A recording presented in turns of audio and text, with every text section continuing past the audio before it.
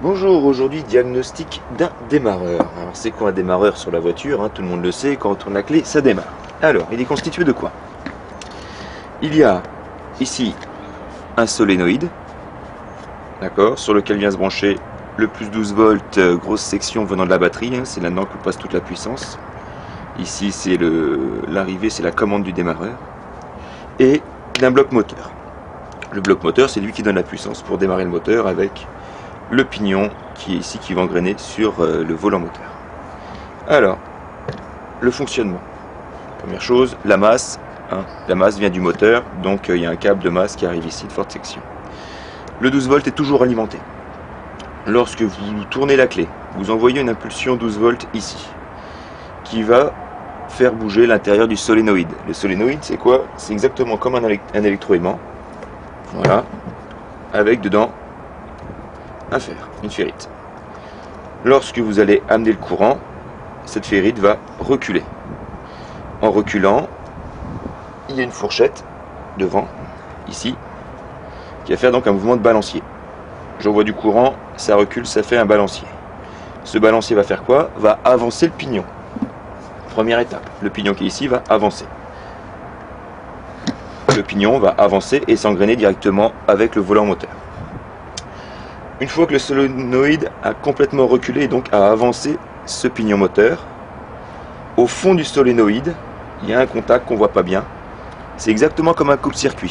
Il va faire passer le courant 12 volts qui arrive de la batterie à son autre borne.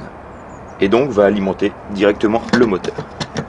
Donc le 12 volts batterie est là, le solénoïde recule, il fait contact et le 12 volts alimente le moteur. Et à ce moment-là, le moteur se met à tourner. Ça, c'est le fonctionnement normal. Je continue. Le moteur tourne, le pignon tourne, entraîne le moteur. Une fois que le moteur a démarré, on relâche la pression, le solénoïde, grâce à son ressort, reprend sa place, le pignon recule, et le volant moteur est ici. Il n'y a pas de problème, le moteur démarre. Ça, c'est en temps normal. Maintenant, on connaît un peu les soucis de nos démarreurs chez Suzuki, et on va faire un peu le point de ce qui peut leur arriver. Donc, première possibilité, vous tournez la clé, vous entendez le moteur du démarreur qui tourne, mais il n'entraîne pas le moteur. Alors, il y a deux causes probables. La moins probable, on va le dire tout de suite, ce serait que la fourchette soit cassée. C'est-à-dire que le solénoïde recule, mais n'avance donc pas le pignon. Il recule, il alimente le moteur, mais le pignon n'étant pas avancé, il tourne tout seul comme un fou. Ça, je pense qu'il y a une chance sur 10 que ça arrive. Deuxième solution, et la plus probable, c'est que tout le fonctionnement est correct. C'est-à-dire que le solénoïde recule, le pignon avance, le moteur tourne. Mais ce qui se passe, c'est que ce pignon-là qu'on a vu tout à l'heure, il y a ce qu'on appelle une roue libre. Dans cette cage-là, il y a un système qui l'empêche de tourner dans un sens, mais pas dans l'autre. Donc c'est ce qu'on appelle un roulement anti-retour. Ce qui peut se passer, c'est que ce roulement anti-retour ne fait plus son effet. C'est-à-dire que lorsque il y a la puissance, ça tourne fou dans les deux sens. Donc le moteur tourne bien, mais le petit pignon qui est là n'est pas engrainé. Donc ça tourne. C'est ce qui m'arrive principalement. Dans ce cas-là, c'est la roue libre qui est en cause. Alors, selon votre modèle de démarreur, si c'est une grande marque comme Bosch ou Valeo, vous pouvez trouver des pièces détachées.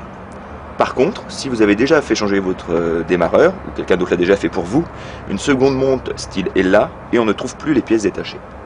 Dans ce cas-là, c'est le système D, le système Suzuki, comme d'habitude. C'est-à-dire qu'il faut ouvrir cette cage-là pour aller voir ce qui se passe à l'intérieur.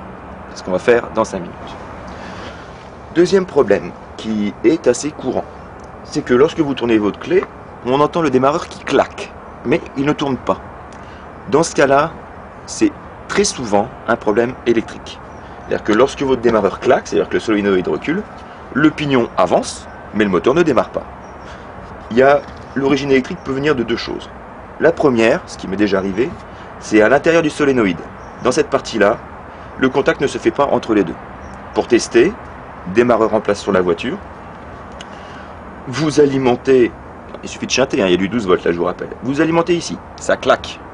Si après vous chantez dans ce sens-là et que ça démarre, c'est à l'intérieur du solénoïde qu'il y a un problème. C'est donc ce contact ici. Alors, plusieurs causes probables, à mon avis, soit vous pouvez complètement changer votre solénoïde, ce que j'ai déjà expliqué, soit c'est le contact du fond qui se fait pas bien. Dans ce cas-là, il faut travailler sur soit la ferrite.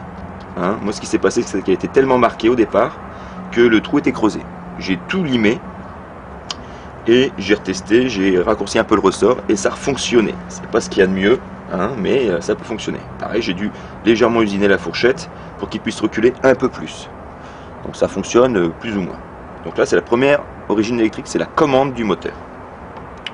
Deuxième possibilité, donc vous avez testé, je fais le contact, ça claque, je mets ici, ça tourne toujours pas. Dans ce cas-là, c'est un problème électrique à l'intérieur du moteur, ça arrive aussi très souvent. C'est un moteur électrique dans lequel il y a des charbons, et donc les charbons, il faudra les changer. Donc dans ce cas-là, il va falloir ouvrir le démarreur. J'en ai un autre ouvert ici, bon il est un peu plus sale, donc voilà, ça c'était le deuxième. Donc les charbons se trouvent dans la partie arrière du moteur. Une fois qu'on a dévissé les 4 vis, démonté le solénoïde, on a accès à la partie arrière du moteur. Donc comme vous pouvez voir, quand c'est un peu de tout terrain, il y a un peu de bazar là-dedans. Et donc les charbons, ce sont ces 3 petites pièces ici, qui peuvent être usées comme celle-là. Donc il faut les changer. Donc de la même façon, vous les démontez, vous prenez les dimensions et vous allez dans un équipementier automobile ou de machine-outil ou de moteur électrique et vous pouvez retrouver des charbons de la même taille. D'accord? Attention, on ressort de ne pas les perdre. Voilà. Dernière petite chose, quand vous avez changé les charbons, donc les charbons c'est ce qui vient faire le contact sur le rotor à ce niveau-là, il faut bien évidemment nettoyer tout cela. Pour cela, utilisez une petite gomme bleue, une gomme à encre, pour bien nettoyer partout. Une lame très fine pour aller nettoyer entre chacun des interstices et vérifier en même temps que tous les contacts cuivrés, qu'il n'y en ait aucun qui soit cassé ou enlevé. Dans ce cas-là, c'est un peu plus compliqué, il faut refaire carrément la partie rotor. Il y a des électriciens qui le refont, il n'y a pas de problème. Je vais rester un petit peu sur le rotor maintenant pour revenir sur la roue libre. Donc moi, mon souci principal, regardez, hop, c'est la roue libre qui est là. Donc je répète, le moteur, s'il tourne dans ce sens-là, il n'entraîne pas la roue libre, dans l'autre sens, il entraîne la roue libre. Puis en même temps, vous voyez, ça le fait avancer. Donc là, dès que le moteur démarre, le moteur de la voiture démarre, il tourne beaucoup plus vite, donc lui, il peut tourner sans entraîner le démarreur. Et en même temps, ça donne un effet, ça fait rentrer plus facilement le pignon. Voilà. Donc moi, je vous dis, mon souci, c'est la roue libre. On va peut-être ouvrir celui-là pour voir ce qui se passe à l'intérieur.